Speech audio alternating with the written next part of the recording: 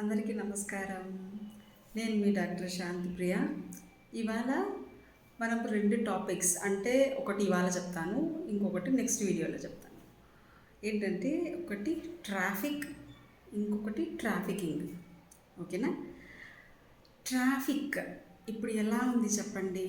చాలా హెవీ. ప్రతి ఇంటికి 2 టూ వీలర్స్, ఒకటి 4 వీలర్ ఖచ్చితంగా ఉంటుంది. ప్రతి ఒక్కరూ చిన్నదానికైనా పెద్దదానికైనా పెట్రోల్ ఎంత రేటు ఉన్నా బండి మాత్రం ఖచ్చితంగా వాడుతున్నారు. ఎమర్జెన్సీస్కి అనే కాకుండా ఊరికే అలా ఏదైనా చిన్న షాప్కి వెళ్ళి పక్కనే ఉన్న షాప్కి వెళ్ళాలన్నా కూడా ఎవరు నడవట్లేదు. ఆల్మోస్ట్ వాళ్ళు ఇలా వెళ్ళి చెక్ చెక్ అని చేయొచ్చు కదా అన్నట్టు బండే వాడేస్తున్నారు అనమాట. సో నార్మల్గా మన రోడ్లలోనే కాదు, ఇంటి దగ్గర ఉండే సందులలోనే కాకుండా హైవేస్లో కూడా ట్రాఫిక్ చాలా బాగా పెరిగింది. ఇంటి దగ్గర ఉండే ముఖ్యంగా సందులలో బండ్లు డ్రైవ్ చేసేవాళ్ళు కొంచెము కేర్ఫుల్గా స్లోగా డ్రైవ్ చేయండి. ఎందుకంటే అది రెసిడెంట్ ప్లేసెస్ కాబట్టి పిల్లలు కానీ పెద్దవాళ్ళు కానీ అంటే ఏజ్డ్ వాళ్ళ అటు ఇటు తిరుగుతూ ఉంటారు. వాళ్ళకి మీరంత ఫాస్ట్గా వెళ్ళినప్పుడు అది మీరు ఒక్కసారిగా కంట్రోల్ చేసుకోలేకపోతే ఖచ్చితంగా ఏదో ఒకటి జరుగుతుంది. చిన్నపిల్లలకైనా పెద్దవాళ్ళైనా కోలుకోలేని దెబ్బలు తగిలించుకుంటూ ఉంటారు. So please drive slowly. మన ఊళ్ళో అయినా సరే బయట అయినా సరే. తర్వాత హైవే మీదకి వెళ్ళినప్పుడు టూ వీలర్ వాళ్ళైనా 4 వీలర్స్ వాళ్ళైనా కొన్ని పాటించండి. టూ వీలర్ వాళ్ళు లెఫ్ట్లోనే వెళ్ళండి. దయచేసి రోడ్డు మధ్యలోకి వచ్చి డ్రైవ్ చేయొద్దండి. లేడీస్ కూడా ఈ మధ్య బాగా హైవేలో ఎక్కువ మంది డ్రైవ్ చేస్తున్నారు కాబట్టి వాళ్ళు కూడా మధ్యలో నడి రోడ్డులో డ్రైవ్ చేస్తే పెద్ద వెహికల్స్ ఎలా వెళ్తాయి? తప్పకుండా మిమ్మల్ని ఏదన్నా ఒకటి జస్ట్ అలా టచ్ చేసినా కూడా మీరు ఎక్కడికో వెళ్ళి పడుతూ ఉంటారు ఆ ఫాస్ట్లో. సో ప్లీజ్ నడి రోడ్లో డ్రైవ్ చేయొద్దండి. మీరు ఒక్కరే కాదు, మీ పిల్లల్ని ఎక్కించుకొని డ్రైవ్ అయితే రోజు చూస్తూ ఉంటాను. పైగా ముందర ఒకళ్ళు డ్రైవ్ చేస్తా అంటే వెనక పక్క పిల్లల్ని కూర్చోబెట్టుకొని మళ్ళీ ఒక ఫోన్తో చాటింగ్ చేసుకుంటూ ఏంటిదంతా? మనం రీచ్ అయ్యే లోపల ఎన్ని పనులు చేయాలా? ఇంటి వరకు వెళ్ళేంత వరకు కామ్గా కూర్చోకూడదా? ముందర డ్రైవింగ్ చేసే వాళ్ళైనా సరే ఫోన్ వస్తే వెంటనే లిఫ్ట్ చేయాలని ట్రై చేస్తారు ఆ స్పీడ్లో. ఎందుకంత తొందర? ఒక చోట ఆపైనా మాట్లాడి వెళ్ళండి.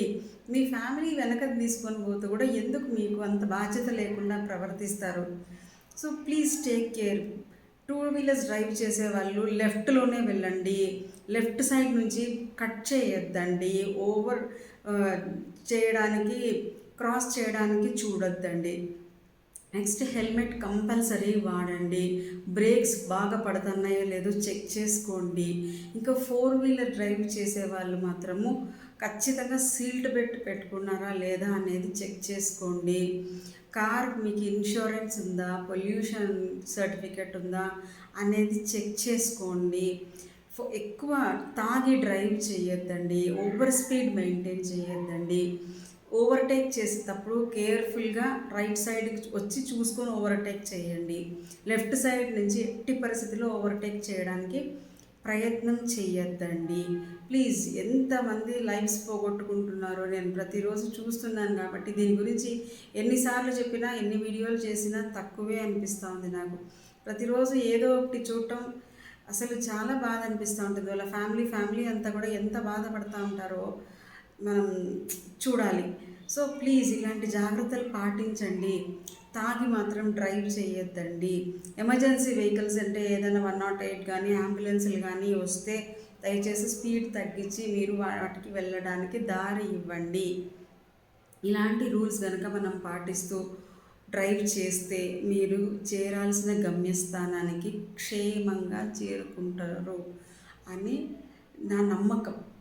సో ప్లీజ్ దయచేసి ఈ రూల్స్ పాటిస్తూ డ్రైవ్ చేయండి. ఓకేనా? మనం రేపు ట్రాఫికింగ్ గురించి చెప్తాను. మంచి నా పర్సనల్గానే నేను చూసిన స్టోరీ కూడా ఒకటి చెప్తాను రేపు. ఓకేనా? దెన్ ఈరోజుకి ఇంతే. Bye bye, take care.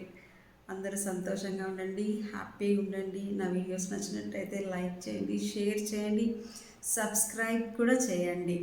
I'm not only a doctor but also social activist కాబట్టి మీరందరూ క్షేమంగా ఉండడానికి కూడా నేను చూడాలి. So thank you.